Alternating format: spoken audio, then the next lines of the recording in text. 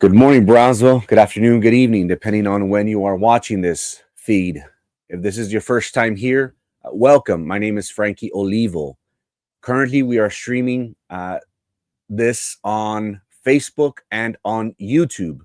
Our show, kind of funny, our show um, focuses on local politics, things that are affecting our surrounding areas. We try our best to keep our community informed on everything that's going on in our local area.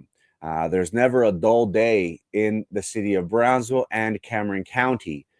So if this is something that you would like to follow or support, we ask that you subscribe to our YouTube channel.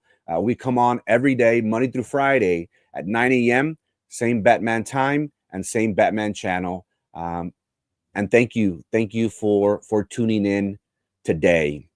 Happy Wednesday, chat. It is hump day, one day closer to Friday. We have Mother's Day on Saturday and Sunday. So if you haven't already, make sure you make plans to share those special days with your loved ones. Here in the city of Brownsville, it's been hectic as of late. We're just getting off of election day. We had yesterday. Yesterday we had the city and the school board have their monthly meetings. So again, it's never a dull day in Brownsville. It's funny because someone asked me, how do you find way, or how is it so, I don't want to say easy, but they asked me, how do you come up with ideas that you're going to talk about? You know, it seems as if I wouldn't be able to have an hour-long show in regards to the latest topics that are going around in Brownsville. I looked at them and I said, do you know Brownsville? Do you hear of what's going on? Do you live in Cameron County? There's lots for us to talk about. And I'm trying my best to let everybody know of what's happening. Yesterday, the school board did have their monthly meeting.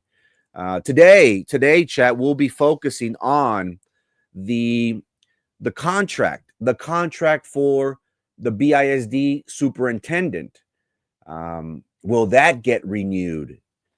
We'll be focusing on that for today, since we are around graduation as well. The end of the school year is right around the corner.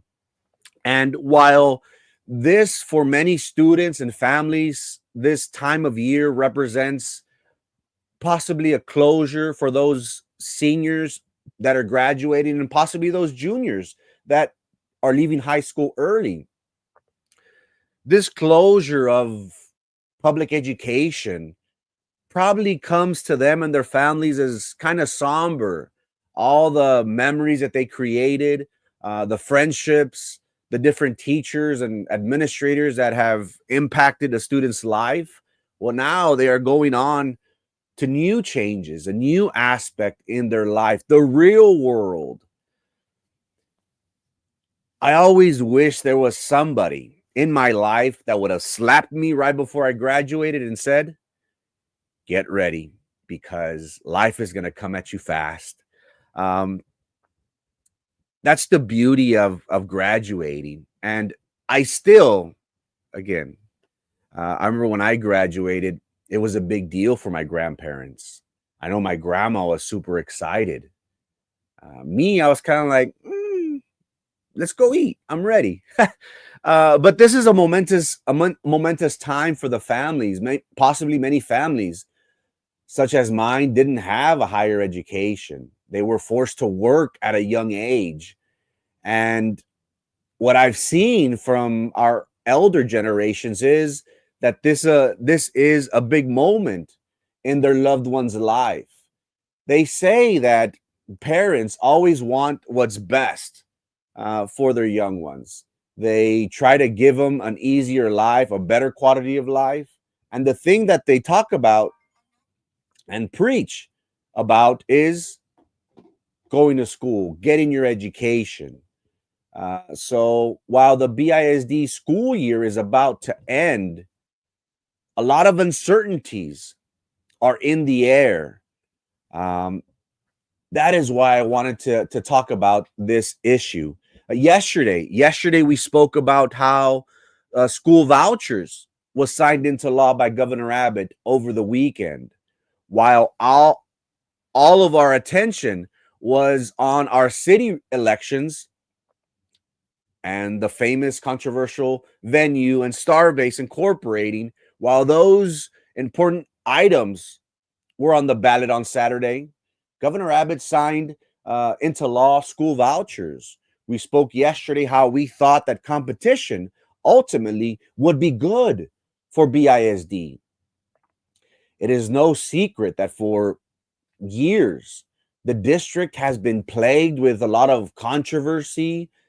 They have seen the size of what once was a school district of over 50,000 students with 50 plus schools in operation is slowly closing its schools and also losing students at a rapid pace.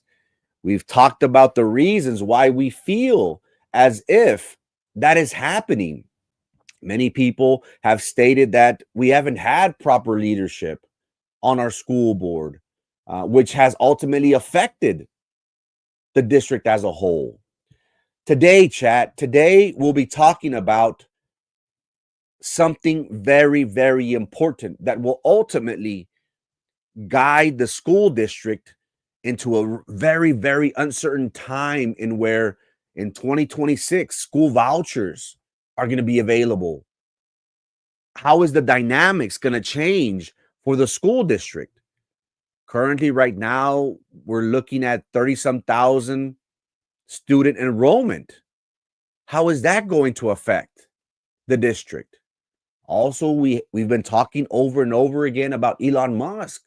He just incorporated his city. He's going to build his own hospitals, his own entertainment district, but also he's going to open up his own school.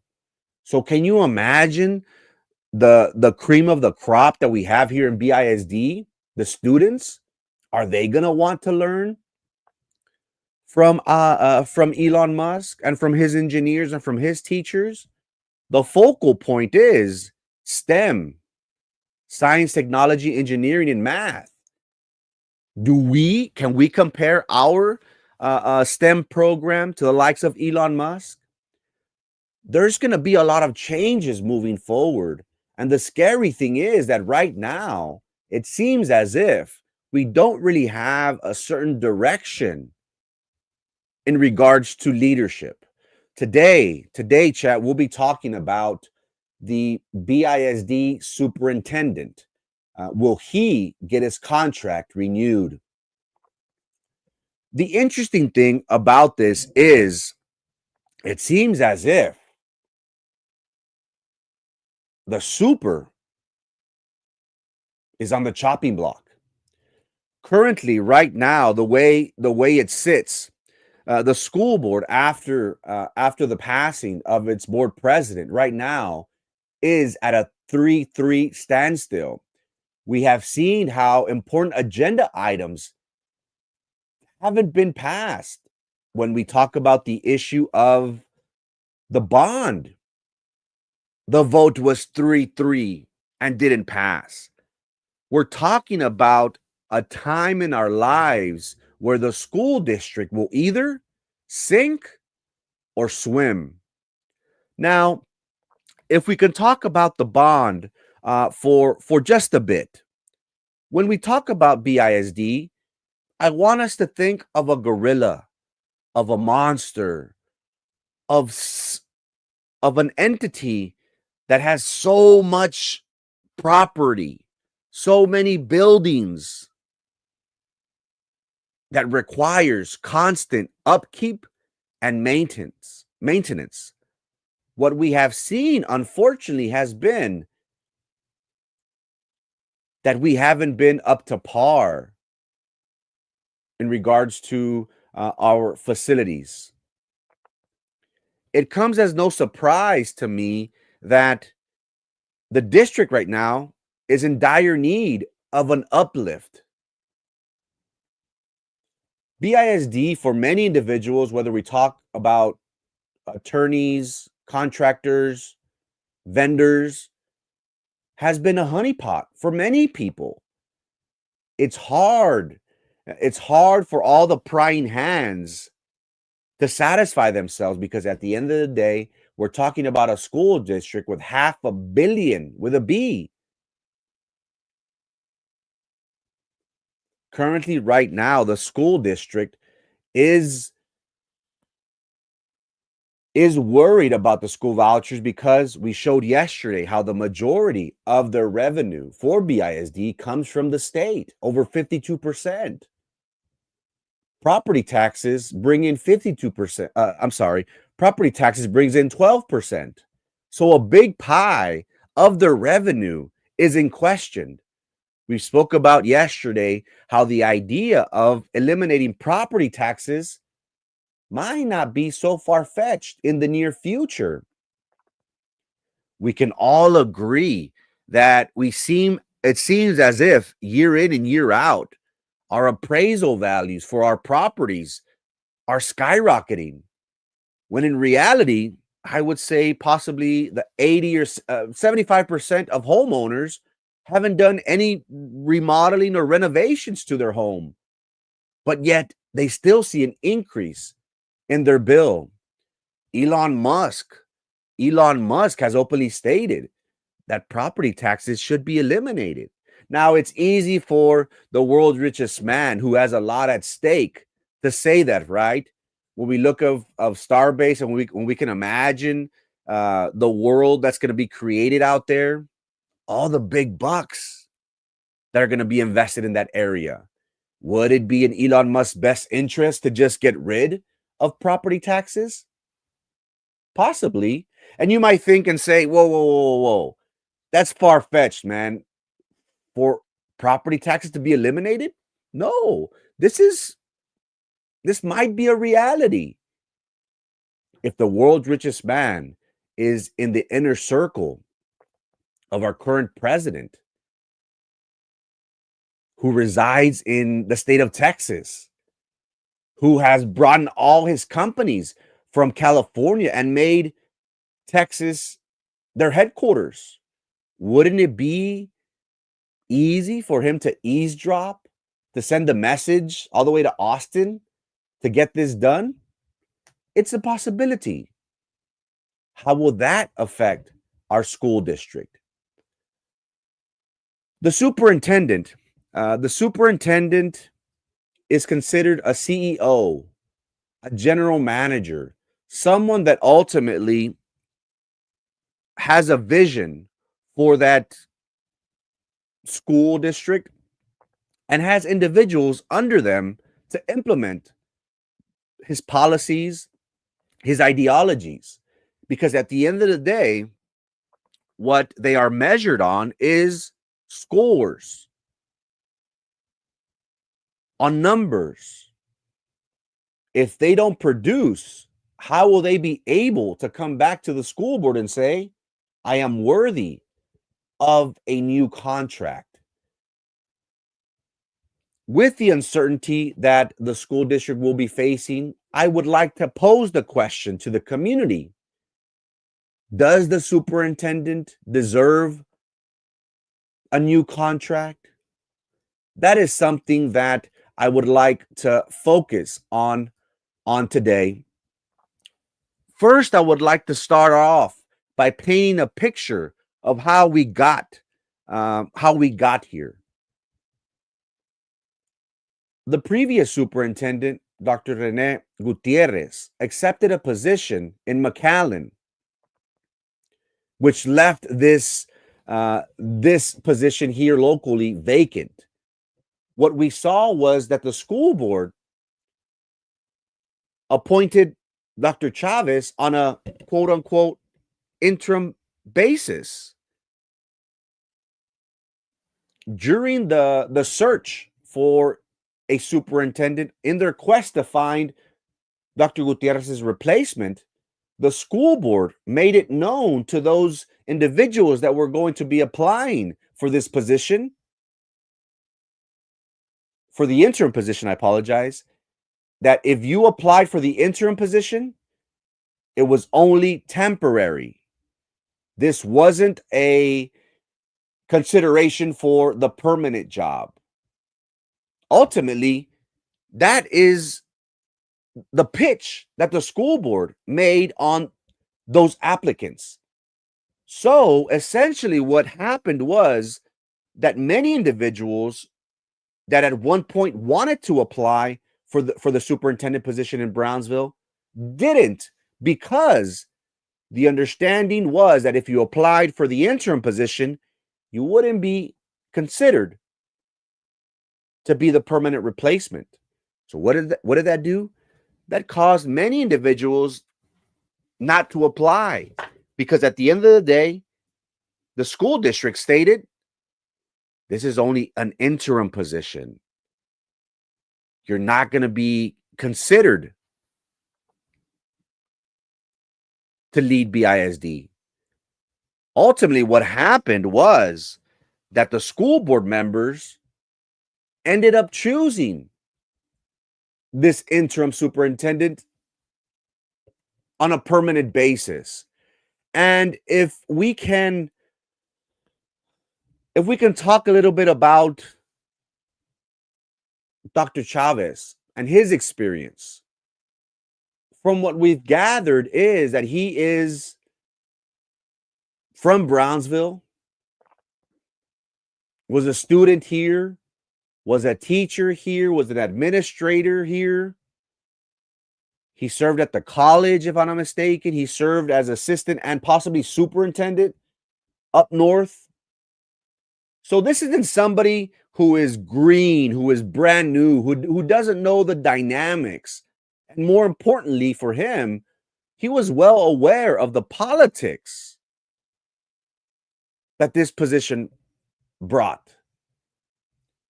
When he was ultimately selected as the permanent superintendent, many individuals were outraged. You said that the interim would not be considered to be the superintendent. The excuse that that few board members gave was that the community liked the way he worked. We heard from the teacher organizations how they felt that Dr. Chavez was the best candidate. And Dr. Chavez, for the past few years, has been on the chopping block. This has been, I believe, the second, possibly third time that he has been on the agenda to terminate. Now, again, currently the dynamics of the board is a 3-3 split. There is no majority. The board members have until August to replace the former board president. If no replacement is made, Governor Abbott will place someone in that position. Now, again, does this current board want somebody from the outside, somebody that they possibly don't have control over, or somebody that they don't have a good relationship with, in which they could work out to be in favor of the majority or minority? It would be in the board's best interest to appoint someone. If not, the governor will do that for us. Will a election be held? Possibly. But again, the norm that we have seen from previous replacements has been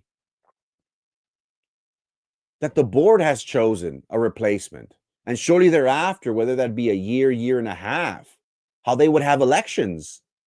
We saw with the appointment of Tim Ramirez. Also with Eddie Garcia, now our current tax assessor collector. how the board appointed those individuals for their place on the board, and then shortly thereafter, there was an election for the community to vote on. So whoever is chosen for this position ultimately will decide the fate of Dr. Chavez. As of right now, Dr. Chavez hasn't had his contract renewed. It is my understanding, correct me if I'm wrong, chat. It is my understanding that currently, right now,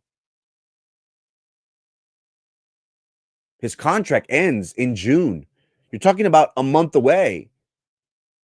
Now, when he was appointed, many people were outraged because, again, you have a declining population in regards to student enrollment.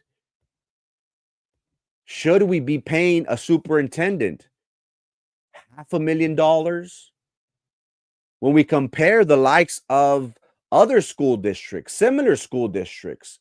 Many people have been quick to point out that not even those superintendents bring in the type of cash that Brownsville superintendents make.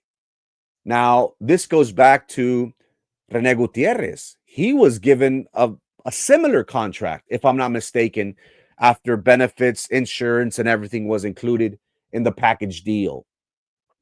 But many people are questioning, does our superintendent merit this salary? Does he have the qualifications for this salary? Why is Dallas, Houston, bigger cities with the same demographics, possibly the same enrollment, why are they receiving less compared to this superintendent? So if you can visualize the current situation that the school is facing, it's not promising. Again, it's a 3-3 vote, no majority. The bond issue is something that is very, very important, and it's going to come up very, very soon. So the individual that ultimately gets appointed to represent our former board president or is ultimately appointed by the governor is going to have so much power because his vote is ultimately going to sway the bond issue, and more importantly for Dr. Chavez, it's going to determine whether Dr. Chavez gets his contract renewed or not. Now, again, the issue that we've been seeing as of late has been, does our superintendent merit a new contract? Again, I want to state this clearly. Dr. Chavez has been on the chopping block. His name has been put on the agenda twice, if not 3 times, if I'm not mistaken, chat, for termination. Currently, just recently, he had a medical emergency. He took a leave of absence for some time. We had the former CFO step in his capacity to fill in. It is my understanding that the CFO resigned not too long ago. Did he possibly see the writing on the wall that the school district is a sinking ship? That the school board is locked in a 3-3 vote? That there's no certainty that this superintendent is going to continue? Did he possibly feel that his medical condition was something so grave that was ultimately going to affect the superintendent? There's no question that right now the district is a mess. And that's the nice way of putting it. If anybody tells you otherwise, they are lying. Again, we have the issue of the bond. We have the issue of the superintendent. We have the issue of appointing a board member.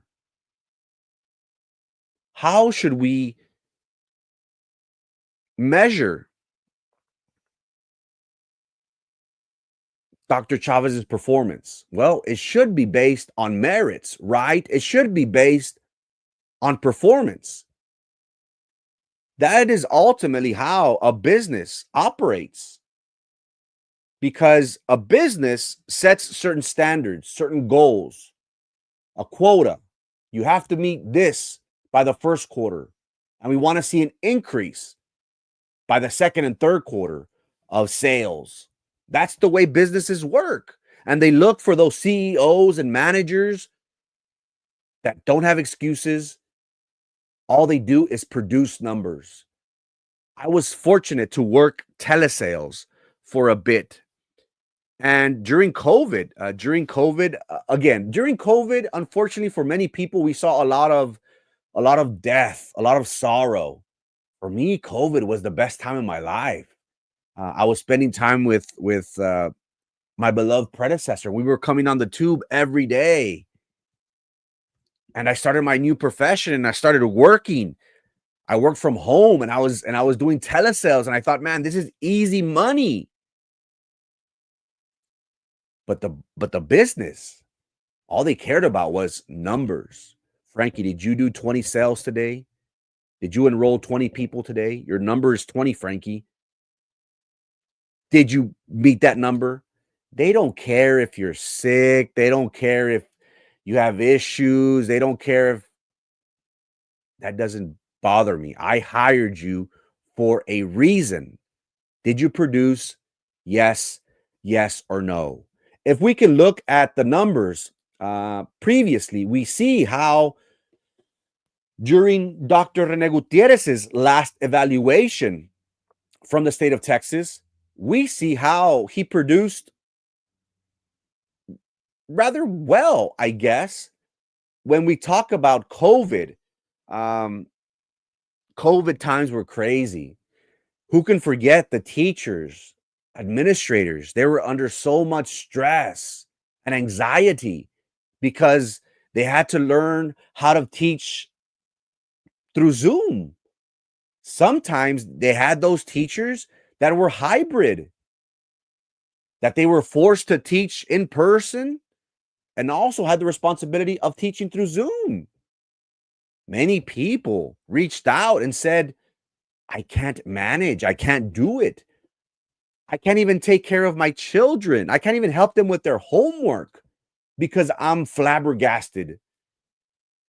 And we saw how teacher morale has been at an all-time low. After COVID, we see how the evaluations possibly should be measured with caution. Why? Because again, back to reality, it takes a while to get into the thick of things. Maybe during COVID, we got complacent. We didn't have that motivation. Well, Dr. Rene Gutierrez's score evaluation after COVID was a B. Now, when we think about it, a B is not that bad. Again, we're going to have those parents. We're going to have those parents that say, I demand nothing but A's.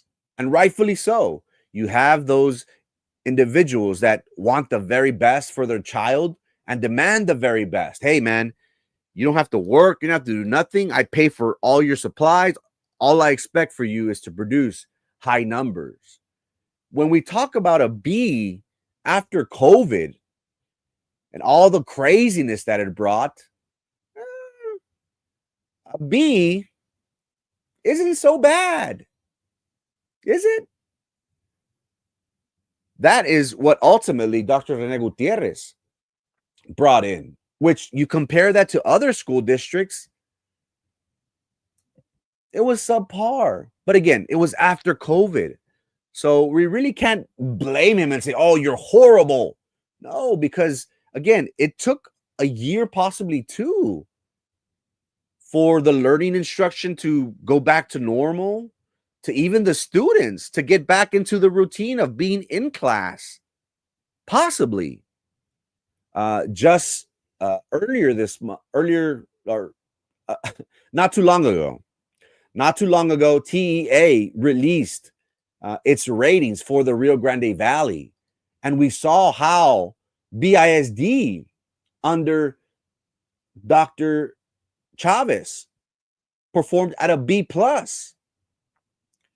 Yesterday we saw how yesterday during the school board meeting, this issue was brought up. There was a presentation done by Ms. B. Hernandez, who presented to the board these findings. And in her findings, she shows how many school districts, for whatever reason, produce subpar for this previous school year. When we look at the Rio Grande Valley as a whole, we also see how BISD performed in the top, so to speak.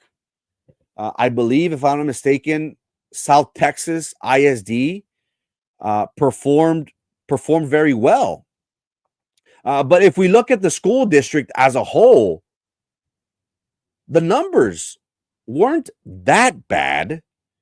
Again, we want the very best for our children. We want the very best for our school district, and possibly to some individuals, a B plus isn't good enough. And again, we should always strive for better, right? We should all strive for better. But according to Dr. Hernandez, she showed through her presentations that the state as a whole did not perform very well. We see here how she showed previous years of scores. We see how many there was a dip of 22% of schools that performed at an A level. We see schools how they dipped from a B. Only 14% saw a B. Now, Dr. Hernandez did state that the reasons why this was because previous years the school districts have been performing very well, because after COVID the scores went up. So she said it's kind of hard for us to obtain an A plus again because our scores were very high. She stated how the school district received an 80% grade, which in reality, it was good. The school progress was at an 89. The overall rating was a 70%. There was a dip in academic growth, but her reasoning behind it was our scores are very high. So for us to grow from being at the top is difficult. According to B. Hernandez, she states that the school district performed at an 87, which ultimately is a fairly good score. So my message to the community is, how do you feel about our superintendent? Are you satisfied with his current leadership moving forward? The last time that Dr. Chavez was on the agenda for termination, we saw how the likes of Best, I'm not sure if I believe the other teacher unions did spoke in favor of Dr. Chavez. What I remember from those public comments was that Dr. Chavez was one of their own, that Dr. Chavez was different compared to Dr. Rene Gutierrez. Teachers have made it known that Rene Gutierrez didn't associate with them. He wouldn't sit down to eat with them. He wouldn't speak with them. He would send his administrators to handle business. Now, again, every CEO, every general manager, they have their way of operating, the way of performing. But at the end of the day, the only thing that matters is results. I don't care what you have to do, but bring me my results from a business perspective. Well, Dr. Chavez is the opposite, according to teachers and representatives from the teachers' unions, that Dr. Chavez sat down with the employees. He had conversations with teachers. They felt that connection with the superintendent. Many teachers say that they felt welcome, that this was an individual that actually cared.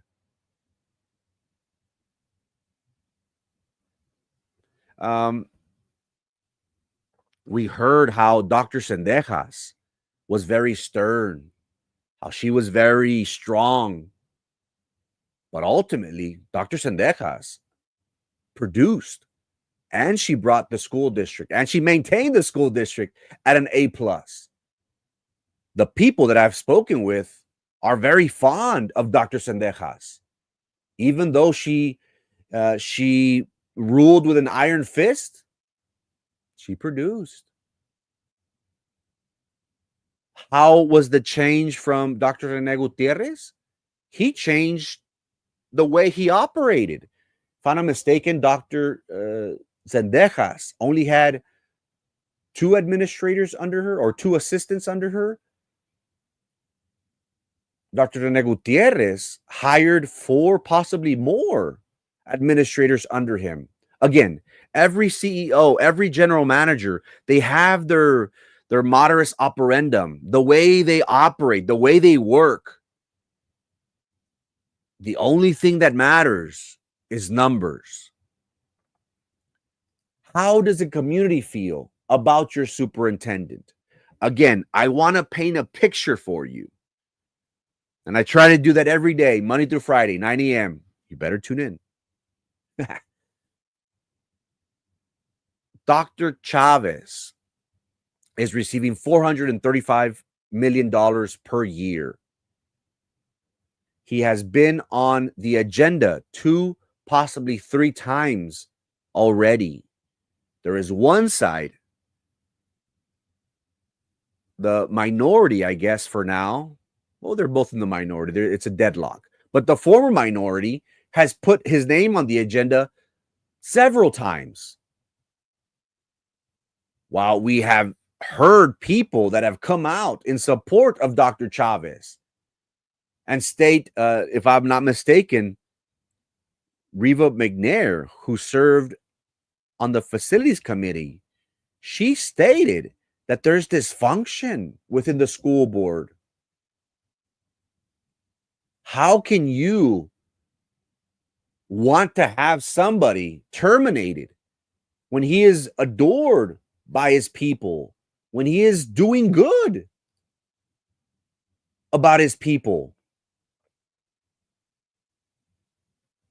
Why is there a reason to have his name on the agenda not once, not twice, but 3 times?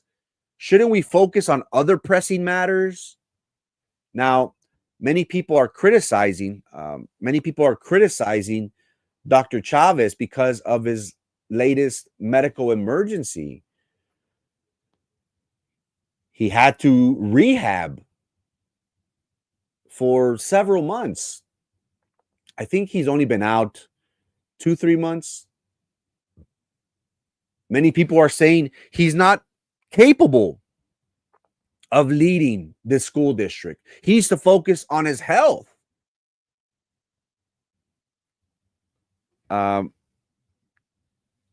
It's a fine line, because could the school district possibly face litigation if they terminate an individual who took FMLA, who has a serious health condition?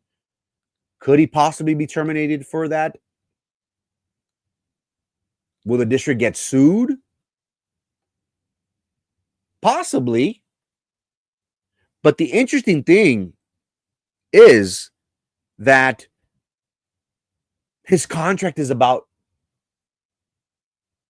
to run out, so to speak? Why don't we just let this individual leave? If you want to terminate him so bad, he has a medical condition, his contract is up in a month.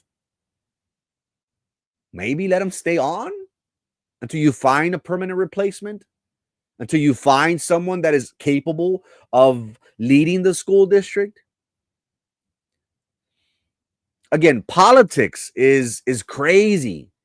Many people have argued and said that the school district, Rafa, is very top heavy. How when we had to terminate teachers and close schools, many individuals have stated, why are we paying the super close to $500,000? Why do we have administrators at the top? Shouldn't we cut jobs from the top instead of from the bottom? Rafa says, here's the thing. We keep complaining about wasting money on high salaries for the super, but it's the board that approves them. And when they decide they no longer like them, we're stuck paying out their contracts. But this is the norm, so to speak. There was talks that Sylvia Atkinson, the reason why she chose Dr. Gutierrez and gave him the salary that she gave him was because she ultimately wanted that position. Her idea was that she was going to be appointed to be the next superintendent. She would step down from her position and take over. Who can forget Miss Sylvia Atkinson was very powerful at that time and had the votes to possibly do that. What are we seeing from the school district, Ms. Presas? Has the district been a system of failure? Have we had a lack of leadership on the board? How would you grade the superintendent as of late? Are you satisfied as a community? Again, we have heard the support, the outpouring support that we've seen from teachers unions, members within the community that are supportive of Dr. Chavez. And they stated, Elizabeth, that Dr. Gutierrez left us in a mess and he's trying to fix it. Is that a valid argument? Does that merit him a new contract of 3, possibly more years? How does the community feel about this? Again, the superintendent's contract, to my understanding, is set to expire in June. The superintendent has been on the agenda twice, possibly 3 times in the last 2 years. It is no question that individuals want him out. And again, just like anything, elections have consequences. Ultimately, this new board member that will get appointed by either the school board, the governor, or could possibly be elected by the community, this new board member has a great responsibility the first day he steps in office. Why? Because he's got the issue of the bond.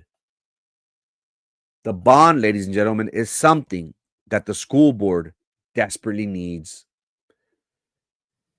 It's hard for the community to accept this because we don't want to pay higher taxes. We demand that our leadership do everything possible to avoid that.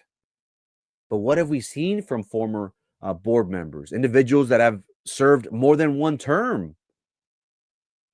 Should the blame be placed on them for their lack of accountability, for their lack of leadership? That's where I place the blame. Why is it that individuals on the school board do not want to give the community the opportunity to vote whether we should go out for a bond or not? Ultimately, we live in a democratic society. Let the will of the people ultimately decide.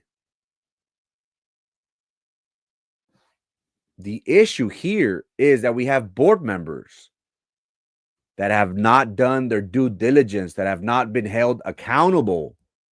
We can't just write blank checks and never follow up. Why is it that there is such dire need of repair of our maintenance and facilities that now is becoming an issue? And now we're throwing shade at the current chair for the facilities and the facilities and maintenance. Why is it? Is it her fault? No, it's not her fault. This isn't an issue that happens from one day to the next. We're talking about 10 years, possibly 20 years that we've had lack of leadership. Do we need this bond? Yes, ladies and gentlemen. If BISD is if we want BISD to be competitive with charter schools, with Elon Musk, with the school vouchers, we need this. I understand the reservations that many of our community have in regards to giving politicos contracts in the hundreds of millions of dollars. I understand that. I'm skeptical just as much as you are. But ultimately, we are between a rock and a hard place. We need this bond passed. We need the community to vote. It's not like if this board is saying, oh, yes, we're going to have a bond. No, let the community decide. Do you want a bond for your facilities? Do you want to compete? Or do we just sink? The other most important thing that the new board member is going to have is, will the Brownsville ISD Superintendent get his contract renewed? How does the community feel about his performance? Again, we've heard how he's valued and appreciated by the community. We have shown how he brought BISD to a B+. Now, while we always expect, just like any parent, we expect the very best from our child. We want our baby to excel at the highest level. Why? Because we're sacrificing ourselves. We're paying for his studies. We're paying for his supplies. And all that we ask of you is to bring me good grades. But based on previous leadership, Rene Gutierrez was at a B. Currently, right now, the school district received a B+. Is this a situation where give it time and Chavez will help us get back to an A+? How does the community feel, chat? Many people are arguing and saying, we possibly want him, but maybe not at 400K. Maybe a 200K, 300K, something more reasonable. How do you feel, chat? Rafa says, maybe hire someone local instead of trying to headhunt from upstate. Again, Rafa, Dr. Chavez is born and bred in Brownsville. He taught here. He was an administrator here, if I'm not mistaken. He served ultimately as an assistant and a super up north. So he is someone local. I mean, there are plenty of qualified candidates, but because they might not have the experience, the board would rather pay over 400K to someone with experience. Again, we can make the argument that you pay what you get for.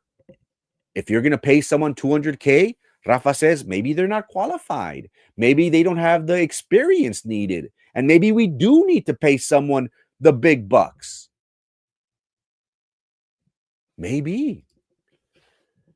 Board members need to come into agreement in regards to his new contract. Can the board lower his pay? Again, it's a brand new contract, Elizabeth. It's a blank piece of paper. Let's start from the beginning. That's where you negotiate. I want this. I want that. I want this. I want that. Of course, the board members can come into an agreement and say, hey, this is our ballpark. This is what we're comfortable with moving forward. COVID funds should be audited because I recall them saying that they couldn't give bigger retention stipends because the money was going towards new ACs and building improvements like roofs. If I'm not mistaken, there are current audits that are being performed. Um, I think it's important for us to recognize that while audits are good and needed, they're very expensive. It's important for us to recognize that we have to identify what exactly do we want audited. I don't think that has been specified. Yes, we can talk about the COVID era, but we need more details. We can't just say, "Oh, give me an audit of the past 5, 6, 7, 8 years." That's going to be very, very expensive. There were some school districts that had no bond election, that had bond election this past Saturday. You're absolutely right. There was some cities and school districts that did have some bonds. Will the community have that opportunity to vote on this issue? We'll see. Can the board keep him at his current pay? Again, we're going through uncertain times, ladies and gentlemen. The school voucher is going to change the dynamics of the game. While we talked about yesterday how we felt that competition ultimately will be good for the district, what has been our history? For many years, BISD was the lone wolf. We didn't have IDEA. We didn't have the charter schools. We didn't have Elon Musk in our backyard. What happened? Mismanagement. Se aprovecharon. Misappropriations in the millions of dollars, which ultimately led us to be in the current financial situation in which we are today. So there's a lot of uncertainty moving forward. One thing that's for sure is that the board needs to act quick. If the board doesn't act quick, the governor will appoint a new board member. I don't think we're going to get to that point because, again, the board wants control, somewhat control. You're not going to let a governor appoint someone when you can do it yourself. Ultimately, they have to come to a consensus and nominate someone to represent the community until the next election. Abbott did say that the school districts will be getting extra money to help out. We saw how Florida recently introduced a program of school vouchers, and they saw how their public education was still strong after that. So we'll see how this dynamic changes. But again, I pose to my community the question, will Brownsville ISD Superintendent get his contract renewed? He's been on the chopping block twice, possibly 3 times. His contract is set to terminate, to expire in June. What's going to happen with the dynamics on our current board? Right now, it's a 3-3. This person that they appoint, who is he going to side with? That ultimately brings a lot of power because they are going to dictate the future of Brownsville ISD moving forward. We have the issue with the bond. We have the issue with the superintendent. We have the issue with the vouchers. How is the school board going to respond? So I pose to my community the question, do we feel that the Brownsville ISD superintendent should get his contract renewed? Only time will tell. It is Wednesday, May the 7th. Thank you so much for your time and your attention. Make sure you tune in Monday through Friday, 9 a.m. on Facebook and on YouTube. Make sure you subscribe to YouTube, ladies and gentlemen. If you haven't already, create a YouTube account and make sure you follow us on Frankie Olivo TV. Subscribe. Hit the like button as well. Once again, thank you so much for your time and your attention. Hope you have a great day. Let's get it. Happy Wednesday. Peace.